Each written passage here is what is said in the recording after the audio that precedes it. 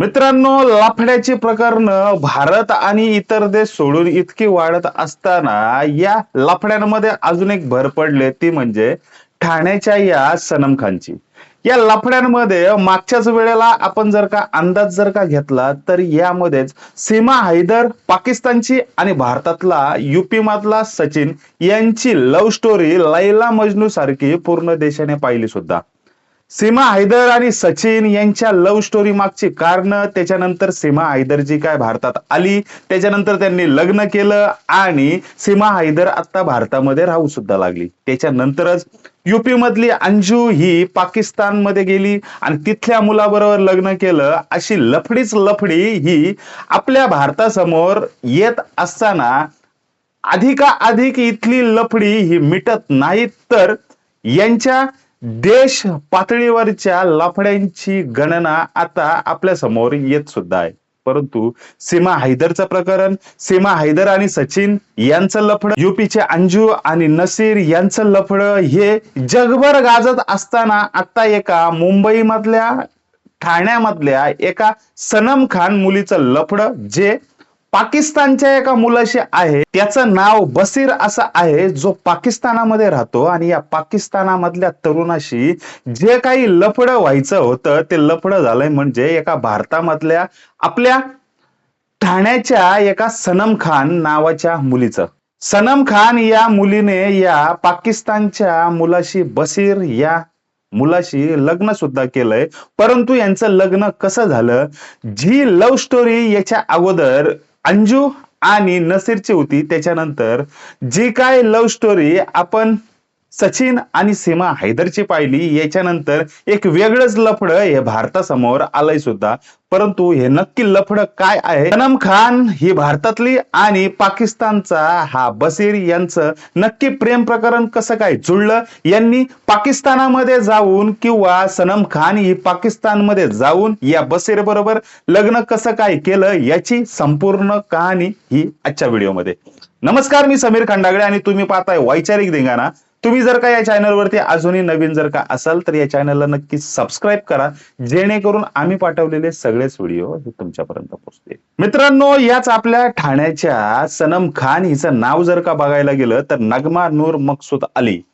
नवऱ्याबरोबर राहत असताना नवऱ्याबरोबर होणारी भांडणं, नवरा काही काम धंदा करत नसल्याने पैशाचा पडणारा तुटवडा आणि त्याच्यानंतर तिच्या आईकडून दर महिन्याला येणारे पैसे आणि याच्यामधून तिने जो काही प्रपंच सांभाळला होता, यामधूनच तिने नवऱ्याला सोडून वेगळं होण्याचा प्रयत्न केला. 2012 मध्ये नवऱ्याला सोडून तिने आत्महत्येचा प्रयत्न सुद्धा केला. जीवाला कंटाळलेल्या या सनम खानने नंतर 2015 मध्ये आपलं नाव सुद्धा चेंज केलं. आधार कार्डावरचं नाव तिने नगमा नूर मकसूद अली असं न ठेवता तिने तिचं नाव सनम खान असं केलं. परंतु त्याच्यानंतरच सोशल मीडियावरती एक पाकिस्तानी तरुण तिला भेटला आणि याचं रूपांतर त्यांचं मैत्रीमध्ये झालं. पाकिस्तानचा हा तरुण जो काही तिच्या बरोबर चॅटिंग करत होता, व्हिडिओ कॉलवरती बोलत होता, याच बसीर बरोबर तिची मैत्री जमल्याच्या नंतर यांचं रूपांतर हे प्रेमामध्ये झालं. प्रेमामध्ये 1-1.5 वर्ष गेल्याच्या नंतर दोघांनी लग्न सुद्धा करायचं ठरवलं आणि 24 फेब्रुवारी 2024 ला त्यांनी ऑनलाईन पद्धतीने लग्न सुद्धा केलं.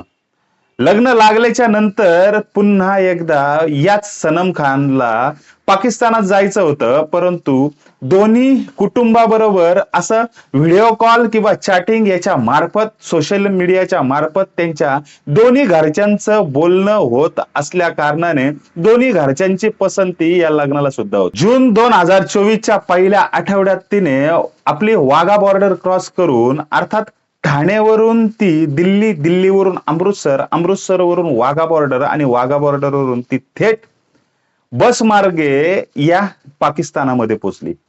पाकिस्तानमध्ये पोहोचल्याच्या नंतर काही दिवस तिथे राहिल्याच्या नंतर तिच्या भावाचा फोन सुद्धा आला.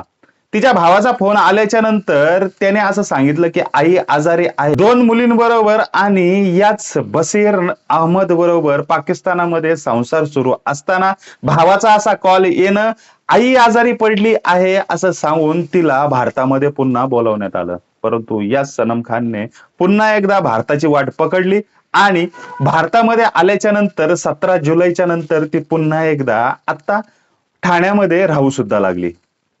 वैवाहिक जीवनाचा आणि वैवाहिक जीवनाबरोबर तिच्या या बसीर अहमद बरोबर जुळलेलं नवीन नातं, याबरोबर तिची बॉन्डिंग ही चांगली जमली होती. परंतु आता पाकिस्तानमध्ये असणारा बसीर अहमद, जो पाकिस्तानचा रहिवासी आहे, आणि आपल्या भारतामधली सनम खान ही आपल्या भारताची ठाण्याची रहिवासी आहे. परंतु ठाण्यामध्ये आल्याच्या नंतर आईची काळजी घेण्यासाठी आलेली सनम खान जी काही भारतात आली, त्याच्यानंतर एक तिच्याबरोबर वादग्रस्त किंवा तिच्यावरती भारतीयांकडून अर्थात पोलीस यंत्रणेकडून तिच्या चौकशीचे आदेश सुद्धा येऊ लागले.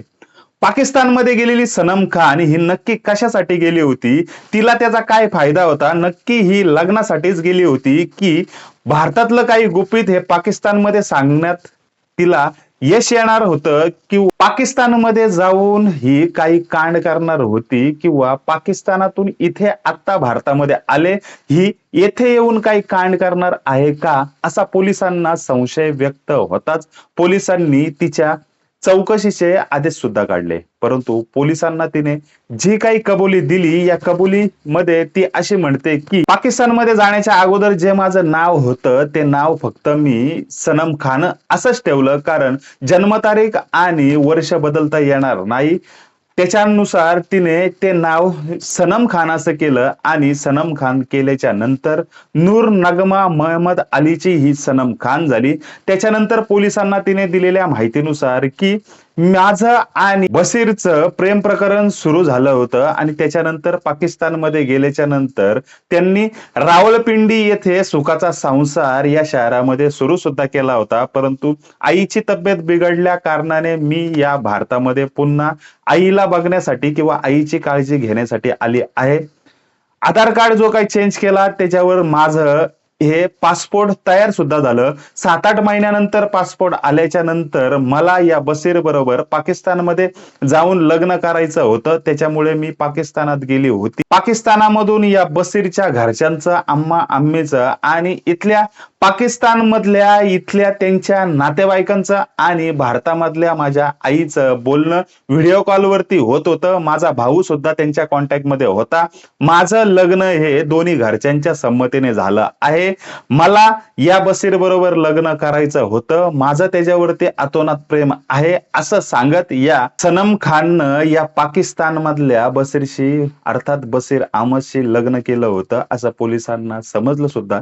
परंतु यामध्ये आता सनम खान हिची चौकशी जरी चालू जरी असेल, किंवा आपल्या भारताला काही धोका पोचणार नाही, किंवा सनम खान काही दगाफटका करू शकते का, या दृष्टिकोनातून पोलिसांची कडक नजर जरी सनम खानवरती जरी असली, तरी सनम खानवरती आता एक गुन्हा हा पोलीस स्टेशन मध्ये नोंद सुद्धा झाला आहे. आणि गुन्ह्याची जी काही नोंद झाली आहे याच्यानुसार या सनम खान आता पोलिसांच्या तावडीमध्ये सापडली सुद्धा आहे.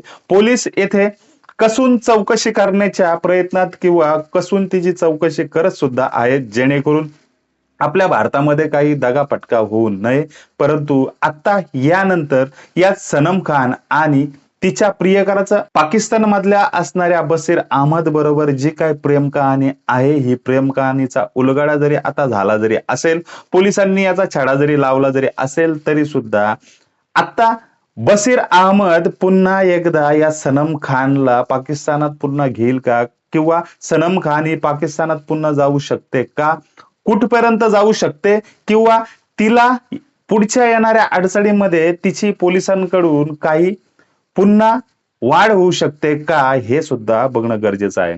याच्या अगोदरची अंजू नसीर यांचं लफडं, त्याच्यानंतर पाकिस्तान आणि भारत यांचं 36चा आकडा पूर्ण जगाला माहीत असताना सुद्धा असं पाकिस्तान आणि भारतामधल्या मुला मुलींचं हे असं लफडं निर्माण होणं, किंवा याला जागतिक लेवलची प्रेम कहाणी म्हणण्यास सुद्धा येते. परंतु जरी सर्व घटनांचा उजाळा जरी युपी मधल्या सचिन आणि सीमा हैदर पासून जरी झाला जरी असेल, सीमा सचिन यांची प्रेम कहाणी जरी पूर्ण भारताने आणि पाकिस्तानने जरी पाहिली जरी असेल, अंजू आणि नसीर यांची जरी प्रेम कहाणी इथल्या पूर्ण भारतवासियांनी पाहिलं जरी असेल, तरी सुद्धा आता भारतामधल्या महाराष्ट्र राज्यामधल्या मुंबई शहरामधल्या जवळच्या ठाण्यामधली राहणारी सनम खान ही आता कोड्यामध्ये सुद्धा सापडली आहे. त्यांच्या प्रेम कहाणीचा नक्की शेवट काय होतो हे सुद्धा आपल्या समोर येईल सुद्धा. सनम खान आणि पाकिस्तानचा बशीर अहमद याच्या समोर जी काय आव्हानं आली आहेत, जी काय संकट आली आहेत, याच्यामधून सनम खान आणि पाकिस्तानचा बशीर अहमद कसा सुटतोय हे सुद्धा पाहण्याजोगं आहे. आजचा व्हिडिओ संपण्या अगोदर तुम्ही जर का या चॅनलला सबस्क्राईब केलं जर का नसेल तर नक्की सबस्क्राईब करा, जेणेकरून आम्ही पाठवलेले सगळेच व्हिडिओ हे तुमच्यापर्यंत पोहोचतील.